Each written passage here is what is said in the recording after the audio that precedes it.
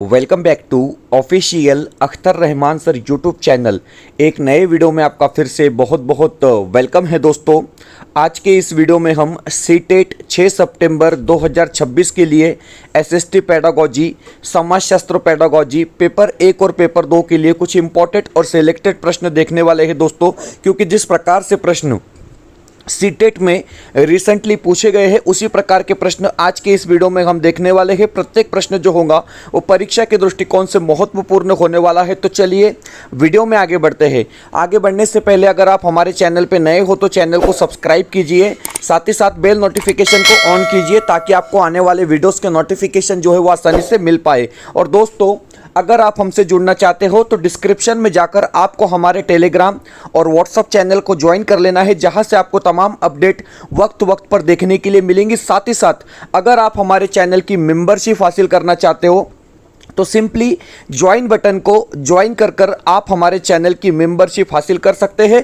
Video को please like कीजिए और चैनल पे नए हो दोस्तों तो चैनल को प्लीज़ सब्सक्राइब कीजिए। हम बढ़ते हैं अपने पहले प्रश्न की तरफ। तो देखिए यहाँ पर जो पहला प्रश्न है सर इस प्रकार से पूछा गया है कि पृथ्वी के बनने के 300 मिलियन वर्ष बाद बनी चट्टानें कौन सी है। इस प्रकार का आपके नॉलेज के बेस पर प्रश्न पूछा गया है। मतलब क्या होता है दोस्तों, कंटेंट और पेडागोजी डिफरेंट होती है। यहां पर आपको सिलेबस के आधार पर, कंटेंट के आधार पर प्रश्न पूछा गया है। 4 विकल्प आपकी स्क्रीन पर है। पूर्वी यूरोप में स्थित, हिमालय क्षेत्रों में स्थित, विश्व की सबसे युवा चट्टानों में से एक मानी जाती है, या फिर पश्चिम ऑस्ट्रेलिया में स्थित है। तो देखिए 300 मिलियन बाद बनी चट्टानों को हम पश्चिम ऑस्ट्रेलिया में स्थित चट्टानें कहते हैं दोस्तों।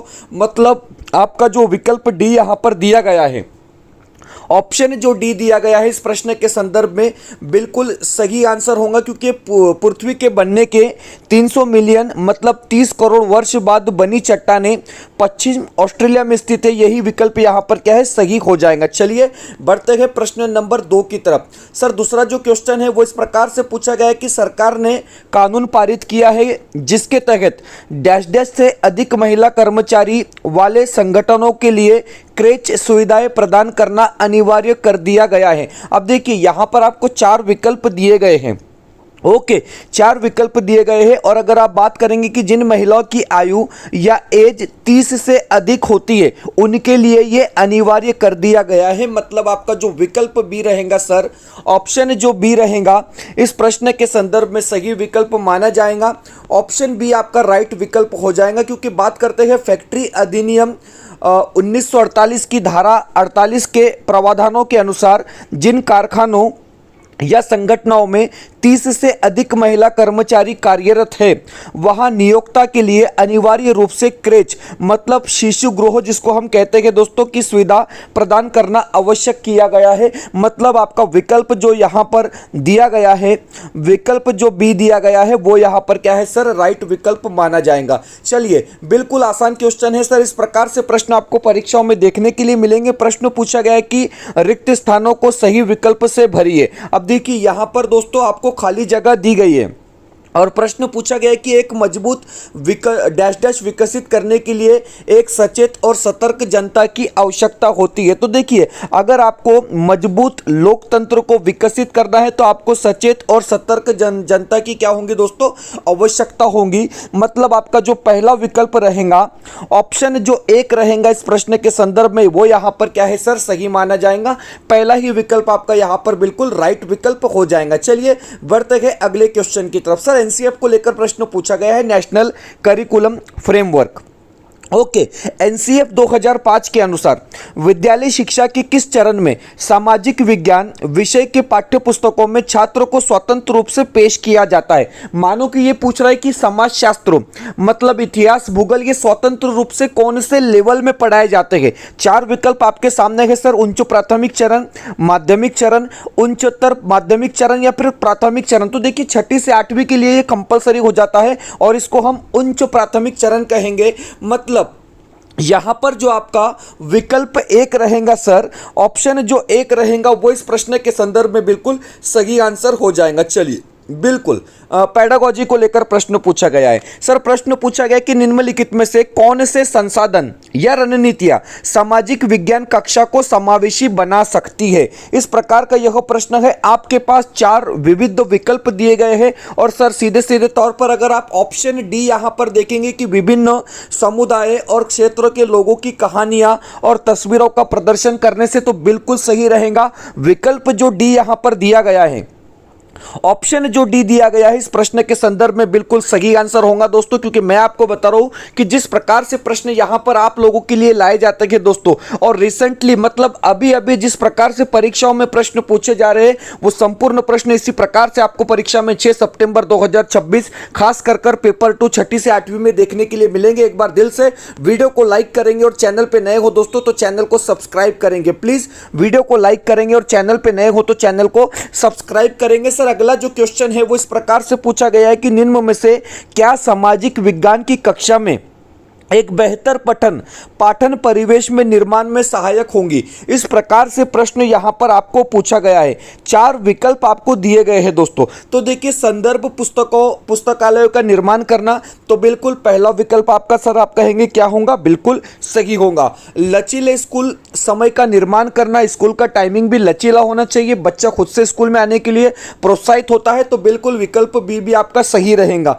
केवल प्रसार तकनीक तक पहुंच, तो देखिए दोस्तों केवल प्रसार तकनीक तक पहुंच नहीं चाहिए हमको, मतलब आपका तीसरा विकल्प हट जाएगा। अब देखिए यहां पर ऑप्शन सी है, यहां पर ऑप्शन सी है और यहां पर भी ऑप्शन सी है दोस्तों, तो मतलब अपने आप जो है आपका विकल्प जो बी यहां पर दिया गया है, मतलब विकल्प जो 2 दिया गया है वो हमारा क्या होगा दोस्तों, इस प्रश्न का सही उत्तर हो जाएगा, इस प्रश्न का सही आंसर हो जाएगा। चलिए बढ़ते हैं प्रश्न नंबर 7 की तरफ। सर 7वां क्वेश्चन स्क्रीन पर है और प्रश्न आपसे क्या पूछा जा रहा है। देखिए प्रश्न पूछा गया है, आपको यहां पर 2 कथन दिए गए हैं। तो देखिए स्कूल में योगात्मक आकलन में ज्यादा प्रत्यक्षता होती है, इस प्रकार से पहला कथन है। ओके, इस प्रकार से पहला कथन यहां पर दिया गया है जो कि हम कहेंगे सर कि पूरी तरीके से सही भी है। ओके, उसके बाद बताया गया है कि योगात्मक आकलन एक ग्रेड या इकाई या सत्र के अंत में अधिगम के परिणामों की जांच करता है, डेफिनेटली करता है, मतलब आपका यहां पर ऑप्शन 2 भी, मतलब कथन जो 2 दिया गया है वो भी सही होगा दोस्तों। तो हम बात करेंगे सर कि कथन 1 और कथन 2 दोनों सही है, मतलब आपका विकल्प जो सी रहेगा, ऑप्शन जो सी रहेगा इस प्रश्न के संदर्भ में बिल्कुल राइट विकल्प माना जाएगा। क्योंकि अगर आप बात करेंगे सर दोनों कथन की, तो देखिए कथन 1 का सत्य होना क्यों जरूरी था कि विद्यालय प्रणालियों में योगात्मक आकलन जैसे वार्षिक परीक्षा या बोर्ड परीक्षा अधिक स्पष्ट और प्रत्यक्ष रूप से दिखाई देते हैं, क्योंकि इनके आधार पर ही ग्रेड और प्रमाण पत्र दिए जाते हैं। तो आप याद रखेंगे दोस्तों योगात्मक आकलन मतलब सीधे सीधे आपकी फाइनल एग्जाम जैसे बोर्ड की परीक्षा 10वीं की होती है। कथन 2 में बताया गया है कि योगात्मक आकलन का मुख्य कार्य किसी पाठ्यक्रम, इकाई या सत्र या शैक्षणिक वर्ष के अंत में विद्यार्थियों के कुल अधिगम परिणामों की जांच करना है। सीधे सीधे इसको क्या कहेंगे दोस्तों, हम फाइनल रिजल्ट हम इसको कहेंगे, योगात्मक आकलन के अंतर्गत आता है। मतलब आपके दोनों ही विकल्प यहां पर क्या है, तो बिल्कुल सही होने वाले हैं। चलिए बढ़ते हैं अगले प्रश्न की तरफ। प्रश्न नंबर 8 सर क्वेश्चन नंबर 8 फिर से उसी प्रकार से प्रश्न यहां पर पूछा गया है। आप देख सकते हैं कि दोस्तों भले ही ये प्रश्न आपको बड़े बड़े लगेंगे, लेकिन मैं आपको बता रहा हूं कि हमको पढ़ना क्या है सर, पढ़ना वही है जो परीक्षा में आता है। आप देखेंगे जिस प्रकार से यहां पर 2 कथन दिए गए हैं। सर पहला कथन है कि सामाजिक विज्ञान के अध्ययन अध्यापन का मुख्य आधार क्षेत्र कार्य, प्रोजेक्ट कार्य और समूह गतिविधियां होनी चाहिए। सर बिल्कुल बिल्कुल सही है। ऑप्शन आपका जो मतलब कथन 1 दिया गया है वो पूरी तरीके से सही है। कथन 2 में बताया जा रहा है कि सामाजिक विज्ञान के अध्ययन अध्यापन को रुचिकर बनाने के लिए स्थानीय समुदाय से सीधे जुड़ी परियोजनाओं को प्रेरित करना चाहिए। बिल्कुल आपका कथन 2 भी यहां पर क्या है सर, सही रहेगा। मतलब यहां पर फिर से एक बार क्या होता है, ऑप्शन सी सही हो जाता है, क्योंकि कथन 1 और कथन 2 दोनों ही यहां पर क्या है, सही दिए गए हैं। मतलब आपका विकल्प जो 3 दिया गया है, ऑप्शन जो 3 दिया गया है सर, वो यहां पर क्या है, आपका राइट विकल्प हो जाएगा। चलिए बढ़ते हैं नेक्स्ट क्वेश्चन की तरफ। सर प्रश्न नंबर 9, नौवां जो क्वेश्चन है, अभिकथन और तर्क यहां पर दिया गया है। दोस्तों देखिए, बिल्कुल रिसेंटली प्रश्न पूछा गया था। सर प्रश्न क्या पूछा गया है कि बाकी विषय की तरह ही सामाजिक विज्ञान में भी ज्ञान का सृजन करने के लिए बच्चों का सक्रिय जुड़ाव होना चाहिए। बिल्कुल, बच्चा पूरी तरीके से एक्टिव होगा तभी वो ज्ञान का निर्माण कर पाएगा। मतलब आपका अभिकथन क्या हो जाता है सर, सही हो जाता है। सक्रिय जुड़ाव का अर्थ शरीर एवं दिमाग का गतिविधियों के साथ जुड़ाव है, तो बिल्कुल सर हम कहेंगे आपका तर्क भी यहां पर सही होगा और व्याख्या भी बिल्कुल ठीक ठीक ढंग से हो रही है। मतलब विकल्प जो 3 रहेगा कि ए और आर दोनों सही है, आर ए की सही व्याख्या करता है। मतलब आपका विकल्प जो 3 रहेगा, ऑप्शन जो 3 रहेगा सर, इस प्रश्न के संदर्भ में बिल्कुल सही विकल्प माना जाएगा। चलिए बढ़ते हैं 10वें प्रश्न की तरफ। सर प्रश्न 10 पूछा गया है कि पृथ्वी पर उष्णकटिबंधीय क्षेत्र अधिकतम प्राप्त करता है, क्योंकि यहां पर दोपहर का जो सूर्य होता है वो ठीक ऊपर होता है, इसलिए। मतलब आपका विकल्प जो बी यहां पर रहेगा सर, ऑप्शन जो बी रहेगा वो यहां पर क्या है दोस्तों, राइट विकल्प माना जाएगा। दोस्तों वीडियो बेहतर लगता है तो प्लीज वीडियो को लाइक कीजिए। अगर आप हमारे चैनल पे नए हो तो चैनल को सब्सक्राइब कीजिए। दोस्तों अगर आप हमारे चैनल की मेंबरशिप हासिल करना चाहते हैं तो सिंपली ज्वाइन बटन को ज्वाइन कर आप हमारे चैनल की मेंबरशिप हासिल करेंगे। सीटेट 6 सितंबर 2026 के लिए आपको हमारे सभी लाइव प्लस रिकॉर्डेड जो लेक्चर है दोस्तों वो फ्री में देखने के लिए मिलेंगे, पेपर 1 और पेपर 2 के लिए। तो अभी ज्वाइन बटन को ज्वाइन कर आप हमारे चैनल की मेंबरशिप हासिल कर सकते हैं दोस्तों, जिससे आप हमारे सभी लेक्चर बिल्कुल फ्री में देख पाएंगे। वीडियो को लाइक कर दीजिए और चैनल पे जितने लोग नए हैं दोस्तों चैनल को प्लीज सब्सक्राइब कीजिए और ज्यादा से ज्यादा स्टूडेंट्स तक, ज्यादा से ज्यादा टीचर्स तक आपको इस वीडियो को शेयर करना है दोस्तों, क्योंकि परीक्षा में उतना वक्त बचा नहीं है। वैसे भी हम ऑलरेडी 1 अगस्त तक आ चुके हैं। चलिए प्रश्न नंबर 11।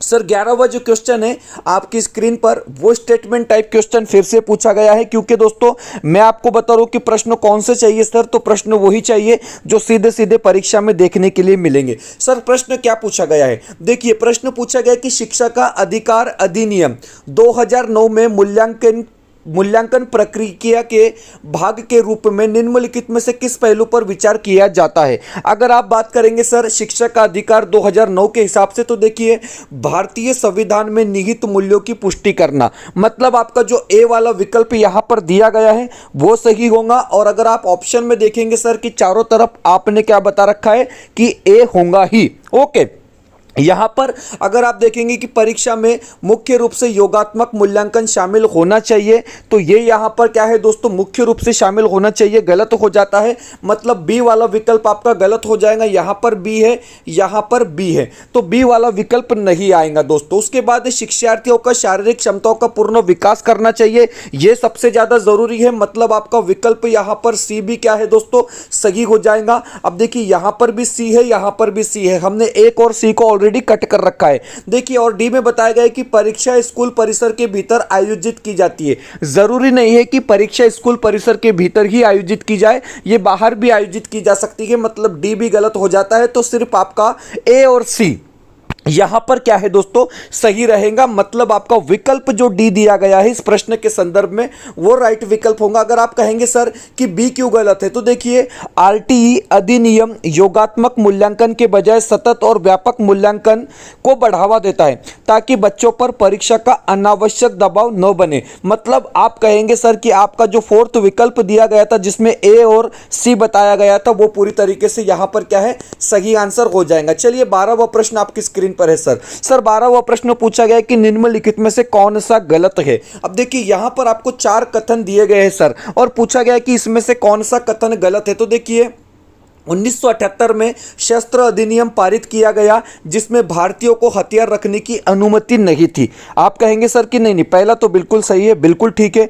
उसके बाद सरकार की सहायता के लिए 1880 में, अब देखिए क्या बता रहा है कि सरकार की सहायता के लिए दूसरी मिस्टेक है, 1880 में वार्नकुलर प्रेस अधिनियम पारित किया गया। तो ये बात यहां पर गलत हो जाती है, ये बात यहां पर गलत हो जाती है। मतलब आपको आपका आंसर मिल गया, क्योंकि हमने क्या पूछा सर गलत कौन सा है, तो विकल्प 2 गलत रहेगा। क्यों गलत है है हम आपको बताएंगे सर। तो देखिए वर्नाकुलर प्रेस अधिनियम 1980 में नहीं बल्कि 1987 में वायरस लॉर्ड लिटन द्वारा पारित किया गया था। और यह कानून क्यों बनाया गया था आप ये भी देखेंगे कि यह कानून सरकार की सहायता करने के लिए नहीं बल्कि ब्रिटिश सरकार की नीतियों की आलोचना करने वाले भारतीय भाषाई समाचार पत्रों की आवाज को दबाने और उनकी स्वतंत्रता को छीनने के लिए लगाया गया था। इसके तहत आपत्तिजनक सामग्री छापने पर अखबारों की प्रिंटिंग प्रेस तक जब्त की जा सकती थी।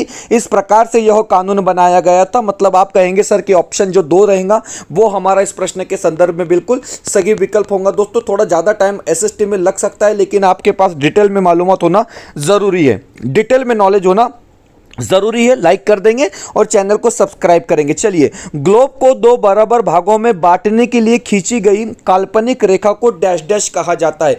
कितना आसान क्वेश्चन है दोस्तों। ये काल्पनिक रेखा को हम क्या कहते हैं तो इसको हम विषुववृत्त रेखा कहते हैं। मतलब आपका विकल्प जो डी रहेगा सर, ऑप्शन जो डी रहेगा वो इस प्रश्न के संदर्भ में बिल्कुल सही विकल्प हो जाएगा। चलिए, प्रश्न नंबर 14 आ चुका है सर। 14वां प्रश्न है कि निम्न जातियों की दुर्दशा पर ज्योतिराव फुले की 1873 में आई किताब समर्पित थी। तो देखिए 1873 में जो इनकी गुलामगिरी किताब आई थी वो समर्पित थी दोस्तों अमेरिकी गृह युद्ध में दास प्रथा का विरोध करने वाले कार्यकर्ताओं को। मतलब आपका जो विकल्प 1 यहां पर दिया गया है, ऑप्शन जो 1 दिया गया है सर वो यहां पर क्या है सही आंसर रहेगा।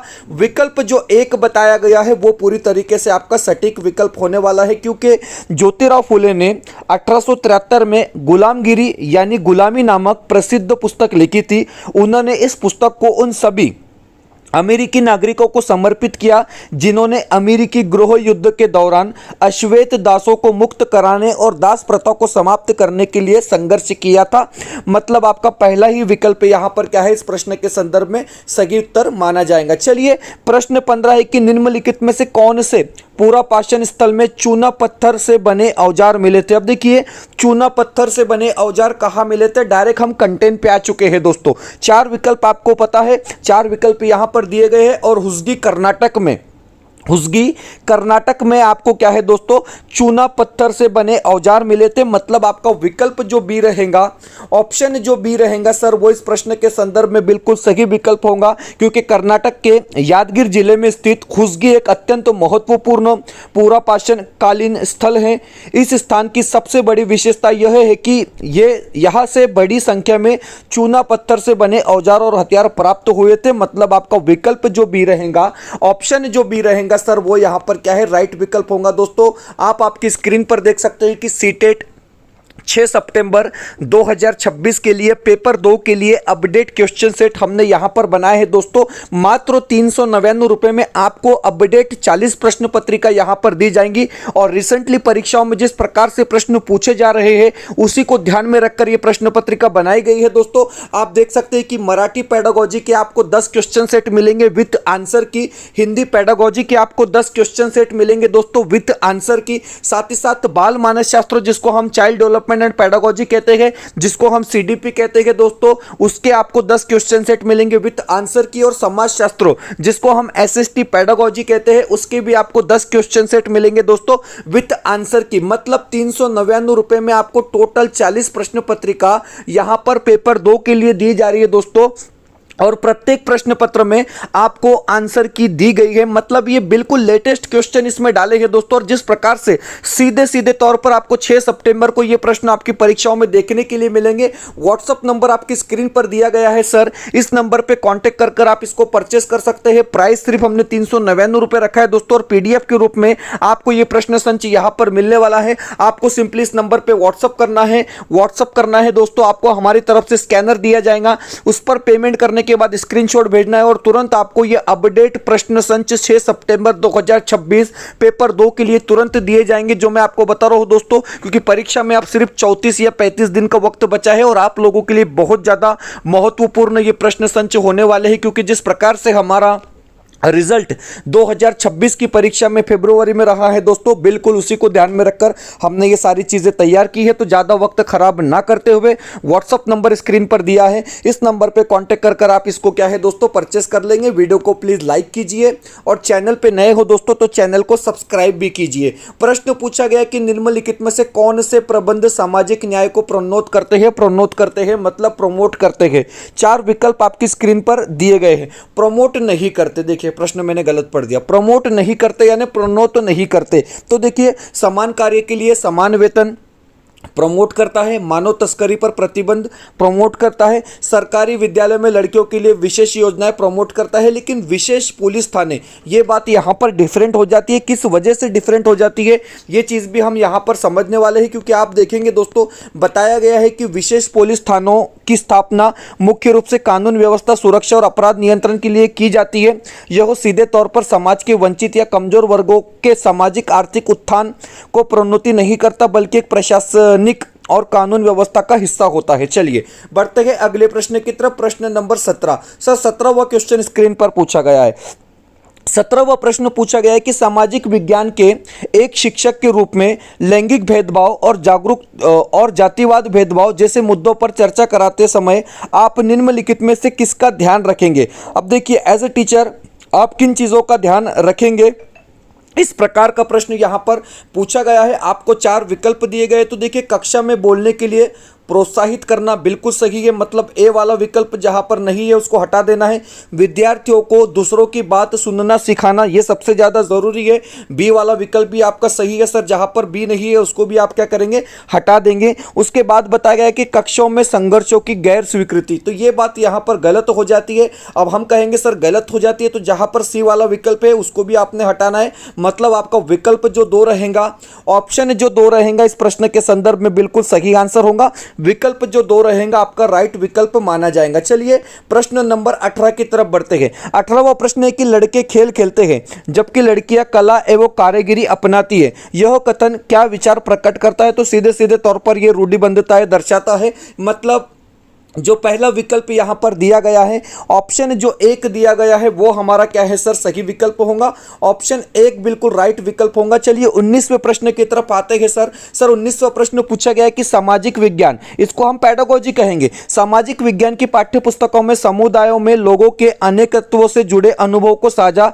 करना जरूरी है, क्योंकि अब देखिए ये चीजें क्यों जरूरी है। तो देखिए दोस्तों यह स्थानीय समुदाय के चित्रों में मदद करता है, निर्माण में मदद करता है, मतलब आपका विकल्प जो बी रहेगा, ऑप्शन जो बी रहेगा वो इस प्रश्न के संदर्भ में बिल्कुल सही विकल्प माना जाएगा। ऑप्शन बी आपका राइट विकल्प होगा दोस्तों, क्योंकि सामाजिक विज्ञान की पाठ्य पुस्तकों में समुदाय के अनेक तत्वों से जुड़े अनुभवों को साझा करना जरूरी है, क्योंकि यह स्थानीय समुदाय की चित्र निर्माण में मदद करता है। इससे विद्यार्थियों की समाज की विविधता और वास्तविक जीवन के अनुभव को बेहतर ढंग से समझने में सहायता मिलती है, मतलब आपका विकल्प जो यहाँ पर दिया गया है सर बी वो सही होगा। ऑप्शन जो बी दिया गया है वो आपका यहाँ पर क्या है राइट विकल्प होगा। दोस्तों अगला प्रश्न है कि भारतीय संविधान की निम्नलिखित में से कौन सी विशेषता विधानमंडल और कार्यपालिका को न्यायपालिका के कार्य में हस्तक्षेप करने की अनुमति नहीं देती। तो देखिए शक्तियों का पृथक करण यहां पर हमारा सही विकल्प होगा। ऑप्शन जो बी दिया गया है, ऑप्शन जो बी दिया गया है वो इस प्रश्न के संदर्भ में राइट विकल्प होगा दोस्तों, क्योंकि शक्तियों का पृथक्करण जिसके तहत सरकार के 3 अंग विधानमंडल, कार्यपालिका और न्यायपालिका के कार्य और अधिकार क्षेत्र अलग अलग बांटे गए हैं। यह विशिष्टता सुनिश्चित करनी है कि कोई भी एक दूसरे के काम में दखल न दे, जिससे न्यायपालिका स्वतंत्र होकर काम कर सके, मतलब आपका विकल्प जो यहाँ पर दिया गया है सर बी सही रहेगा। ऑप्शन बी जो रहेगा आपका बिल्कुल राइट विकल्प होगा दोस्तों। तो इस प्रकार हमने आज के इस वीडियो में सीटेट 6 सितंबर 2026 एसएसटी पेडागोजी को लेकर बहुत ज़्यादा इंपॉर्टेंट क्वेश्चन देखे हैं दोस्तों, क्योंकि जिस प्रकार से प्रश्न आपको परीक्षाओं में डायरेक्ट देखने के लिए मिलेंगे उसी प्रकार के प्रश्नों का समावेश हमने आज के इस वीडियो में किया है। और आप देख सकते हैं दोस्तों कि यहाँ पर नोट्स अवेलेबल है पेपर 1 और पेपर 2 के लिए, जिसमें आपको मराठी पेडागोजी, हिंदी पेडागोजी, बाल मानसशास्त्र व अध्यापन शास्त्र पेपर 1 के लिए ईवीएस गणित और पेपर 2 के लिए एसएसटी पेडागोजी दोस्तों 599 रुपये में आपको 499 रुपये में आपको यहाँ पर पेपर 1 और पेपर 2 के नोट्स दिए जाएंगे। और इसमें अगर आप गणित ऐड करते हैं दोस्तों तो 100 रुपये आपको पेपर 1 गणित के देना पड़ेंगे। इस तरीके से ये नोट्स आप परचेस कर सकते हैं। व्हाट्सअप नंबर स्क्रीन पर दिया गया है, इस नंबर पर कॉन्टैक्ट कर आप इसको परचेस कर सकते हैं। फिलहाल वीडियो में इतना ही, मिलते हैं नए वीडियो में बेहतर अपडेट के